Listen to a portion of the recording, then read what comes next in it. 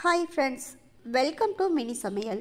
இன்றைக்கி நம்ம சேனலில் சூப்பரான டேஸ்ட்டில் நெய் சாதம் எப்படி பண்ணுறதுன்னு தான் பார்க்க போகிறோம். இதை சாப்பிட்றதுக்கு நல்ல ஒரு அட்டகாசமான டேஸ்ட்டில் இருக்கும். அது மட்டும் இல்லை, இதை செய்கிறதுமே ரொம்ப சுலபமாக செஞ்சு முடிச்சிடலாம். இதை செய்கிறதுக்குமே அதிகமான பொருட்கள்லாம் தேவைப்படாது. வீட்டில் உள்ள குறைவான பொருட்களை வச்சு நம்ம ஈஸியாக செய்யலாம். அது மட்டும் இல்லை, பிரியாணி சாப்பிட்றதுக்கு ஈக்குவலான ஒரு டேஸ்டான நல்ல ரெசிபின்னு கூட சொல்லலாம். வீட்டில் உள்ளவங்களுக்கு ஒரு தடவை இந்த நெய் சாதத்தை செஞ்சு கொடுத்தீங்கன்னா கண்டிப்பாக திரும்ப செய்ய சொல்லி உங்ககிட்ட கேட்டு விரும்பி சாப்பிடுவாங்க.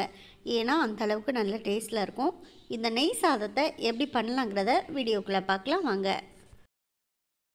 அதுக்கு ஃபஸ்ட்டு ஒரு பவுலில் நம்ம அரிசியை சேர்த்துக்கலாம். நான் இன்றைக்கி நெய் சாதம் செய்கிறதுக்கு பாஸ்மதி அரிசி தான் எடுத்திருக்கேன். நீங்கள் விருப்பப்பட்டால் சீரக சம்பா அரிசியோ இல்லை வீட்டில் நீங்கள் டெய்லி சாதம் செய்யக்கூடிய அந்த அரிசியோ கூட எடுத்துக்கலாம். நான் இன்றைக்கி பாஸ்மதி அரிசி ஒரு பெரிய உலக்கால 2 உலக்களவுக்கு எடுத்திருக்கேன். இது கூட தண்ணி சேர்த்து நல்லா ஒரு 2 முறை முதல்ல வாஷ் பண்ணி எடுத்துக்கலாம். அதுக்கப்புறமா நம்ம வாஷ் பண்ண இந்த தண்ணியை நல்லா வடிகட்டிட்டு திரும்பவும் இதில் ஃப்ரெஷ்ஷாக தண்ணி சேர்த்து நல்லா ஒரு 30 நிமிஷம் இந்த பாஸ்மதி அரிசியை ஊற வச்சுக்கலாம். இந்த அரிசி ஊறி வர்றதுக்குள்ளே நம்ம நெய் சாதத்துக்கு தேவையானதெல்லாம் ரெடி பண்ணிடலாம். இப்போ ஸ்டவ்வில் ஒரு குக்கர் எடுத்து வச்சுக்கோங்க. அதில் 4 ஸ்பூன் அளவுக்கு நெய் சேர்த்துக்கோங்க. இந்த நெய் சாதத்துக்கு ரொம்ப முக்கியம் நெய் தான். அதனால் நெய் கொஞ்சம் தாராளமாகவே சேர்த்துக்கோங்க. அப்போ தான் நமக்கு நெய் சாதம் நல்லா மணக்க டேஸ்ட்டாக இருக்கும். பாத்திரம் நல்லா சூடாகி நெய் நல்லா உருகி வந்துடும். அதுக்கப்புறமா இதில் ஒரு 25லேருந்து 30 முந்திரி பருப்பு சேர்த்துக்கங்க. இப்போ இந்த முந்திரி பருப்பு நெய்யிலே நல்லா கோல்டன் கலராக செவந்து வர்ற வரைக்கும் நல்லா வறுத்து விட்டுக்கலாம். இந்த நெய் சாதத்துக்கு நெய் கொஞ்சம் கூடுதலாக சேர்க்குறது எவ்வளோ முக்கியமோ அந்தளவுக்கு முந்திரி பருப்பையும் நல்லா சேர்த்துக்கிட்டிங்கன்னா இந்த சாதத்தோட டேஸ்ட்டு இன்னும் அட்டகாசமாக இருக்கும். பாருங்கள், இப்போ நல்லா முந்திரி பருப்பும் நெய்யில் வறுபட்டு லைட்டாக ஒரு கோல்டன் கலரில் செவந்து வந்துருச்சு. இந்த அளவுக்கு வந்தாலே போதும். இதை அப்படியே ஒரு பவுலில் மாற்றி எடுத்து வச்சுக்கலாம். முந்திரி பருப்பை வெளியில் எடுத்த பிறகு இதே நெய்யில் நம்ம நெய் சாதம் செய்ய ஆரம்பிச்சிடலாம். அதுக்காக முதல்ல இதில் மற்ற பொருட்கள்லாம் சேர்த்துக்கலாம். முதல்ல பிரிஞ்சி இலை, கொஞ்சமாக பட்டை துண்டு, 2 நட்சத்திரப்பூ, 3 ஏலக்காய், 4 கிராம்பு இதெல்லாம் சேர்த்துட்டு நல்லா ஒரு முறை கலந்து விட்டுக்கோங்க. அடுத்ததாக 3 பெரிய வெங்காயத்தை நீள் வாக்கில் நல்லா நைஸாக பொடியாக கட் பண்ணிவிட்டு சேர்த்துக்கோங்க. இப்போ இந்த வெங்காயத்தையுமே ஸ்டவ்வை மீடியம் ஃப்ளேமில் வச்சுட்டு நல்லா கண்ணாடி பதம் வர அளவுக்கு வதக்கி விட்டுக்கணும். பாருங்கள், இப்போ வெங்காயமுமே பார்த்திங்கன்னா நல்லா மெல்லிஸாக வதங்கி வந்துடுச்சு. இந்த அளவுக்கு நல்லா வதக்கின பிறகு 1 ஸ்பூன் அளவுக்கு இஞ்சி பூண்டு பேஸ்ட்டு சேர்த்துக்கோங்க. கூடவே 2லேருந்து 3 பச்சை மிளகாயை லைட்டாக கீறிட்டு சேர்த்துக்கோங்க.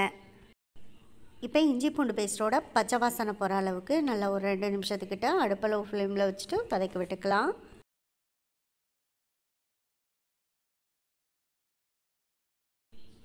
அடுத்ததாக இது கூட ஒரு பெரிய சைஸ் தக்காளியை பொடியாக கட் பண்ணிவிட்டு சேர்த்துக்கோங்க. தக்காளியோட சைஸ் கொஞ்சம் பெருசாக இருந்ததுனால நான் ஒரு தக்காளி தான் சேர்த்துருக்கேன். உங்ககிட்ட ரொம்ப சின்ன தக்காளியாக இருந்தால் 2 தக்காளி கூட நீங்கள் சேர்த்துக்கலாம்.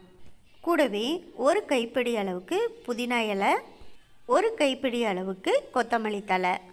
இப்போ தக்காளி கூட சேர்த்து புதினா கொத்தமல்லி 2யுமே நல்லா சாஃப்டாக வதக்கிக்கலாம். இப்போ தக்காளி புதினா கொத்தமல்லி எல்லாத்தையுமே நல்லா வதக்கியாச்சு. அடுத்ததாக இது கூட 1/4 கப் அளவுக்கு தயிர் சேர்த்துக்கோங்க. இப்போ தயிரை நல்லா கரண்டி போட்டு ஒரு முறை கலந்து விட்டுக்கலாம். நெய் சாதத்துக்கு நம்ம மசாலா எதுவுமே சேர்க்கக்கூடாது. அதனால அடுத்ததாக டைரெக்டாக நம்ம 30 நிமிஷம் நல்லா ஊற வச்சுருந்த பாஸ்மதி அரிசியை தண்ணியை வடிகட்டிட்டு சேர்த்துக்கலாம். இப்போ சாதம் வேக வைக்கிறதுக்கு தேவையான அளவு தண்ணி சேர்த்துக்கணும். இன்றைக்கி பெரிய உலக்கால 2 உலக்களவுக்கு பாஸ்மதி அரிசி சேர்த்துருந்தேன். அதனால் எந்த உலக்கால நான் பாஸ்மதி அரிசியை அளந்து சேர்த்தேனோ அதே உலக்கால தான் தண்ணி சேர்த்துக்கணும். நான் அதனால் 2 உலக்களவுக்கு பாஸ்மதி அரிசி எடுத்ததுக்கு 2 உலக்களவுக்கு தண்ணி சேர்த்துருக்கேன். அது எப்படின்னா, நெய் சாதம் செய்கிறதுக்கு தேங்காய் பால் சேர்த்தோன்னா இன்னும் நமக்கு நெய் சாதம் வந்து மணக்க சூப்பரான டேஸ்ட்டில் இருக்கும். அதனால் 1 உலக்களவுக்கு தேங்காயை அரைச்சி தேங்காய் பால் சேர்த்துக்கிட்டேன். 1 உலக்களவுக்கு தண்ணி சேர்த்துக்கிட்டேன். 1 உலக்களவுக்கு தேங்காய் பால், 1 உலக்களவுக்கு தண்ணி, மொத்தமாக 2 உலக்கு சேர்த்துருக்கேன். தண்ணி சேர்த்ததுக்கப்புறம் நல்லா ஒரு முறை எல்லாத்தையும் சேர்த்து கலந்து விட்டாச்சு. கடைசியாக இதில் நெய் சாதத்துக்கு தேவையான அளவு உப்பு சேர்த்துக்கலாம். கூடவே கொஞ்சமாக பொடி பொடியாக கட் பண்ணிவிட்டு கொத்தமல்லி தலையை தூவி விட்டுக்கோங்க. கடைசியாக 1.5 ஸ்பூன் அளவுக்கு நெய் சேர்த்துக்கோங்க. கடைசியாக நம்ம உப்பு சேர்த்துருக்கிறதுனால திரும்பவும் நல்லா ஒரு முறை எல்லாத்தையும் சேர்த்து கலந்து விட்டுக்கோங்க. இதில் கடைசியாக ஃபஸ்ட்டே நம்ம நெய்யில் வறுத்த முந்திரி பருப்பை இப்போ சேர்த்துட்டு குக்கரை மூடி போட்டு மூடி வச்சிடலாம். இதில் விசில் போட்டு ஒரு 2 விசில் வர வரைக்கும் வெயிட் பண்ணலாம். பாஸ்மதி அரிசிங்கிறதுனால 2 விசிலில் நல்லா வெந்து வந்துடும். அதனால் 2 விசில் விட்டு ப்ரெஷர்லாம் வெளியில் போன பிறகு நம்ம குக்கரை ஓப்பன் பண்ணி பார்க்கலாம். இப்போ பார்த்தீங்கன்னா குக்கர் நல்லா 2 விசில் விட்டு ப்ரெஷர்லாம் வெளியில் போயிருச்சு. நம்ம குக்கரை ஓப்பன் பண்ணலாம். வாவ், பாருங்கள், நல்லா நெய் மணக்க மணக்க சூப்பரான டேஸ்ட்டில் நெய் சாதம் பாருங்கள், ஒன்றோட ஒன்று சாதம் ஒட்டாமல் எவ்வளோ சூப்பராக வெந்து வந்திருக்கு. குக்கரை ஓப்பன் பண்ண உடனே வீடு ஃபுல்லாகவே ஒரே நெய் வாசமாக இருக்குது. அந்த அளவுக்கு மணக்க நம்ம நெய் சாதம் ரெடி பண்ணியாச்சு. பாருங்கள், சாதம் ஒவ்வொன்றுமே ஒன்றோட ஒன்று ஒட்டாமல் எவ்வளோ சூப்பராக தனித்தனியாக பிரிஞ்சு வெந்து வந்திருக்கு. இந்த நெய் சாதத்தை நீங்களும் ட்ரை பண்ணி பாருங்கள். ட்ரை பண்ணி பார்த்துட்டு எப்படி வந்துச்சுங்கிறத கமெண்ட் பாக்ஸில் சொல்லுங்கள். இந்த வீடியோ பற்றின கருத்துக்கள் ஏதாவது இருந்தால் அதை கூட நீங்கள் கமெண்ட் பாக்ஸில் சொல்லலாம்.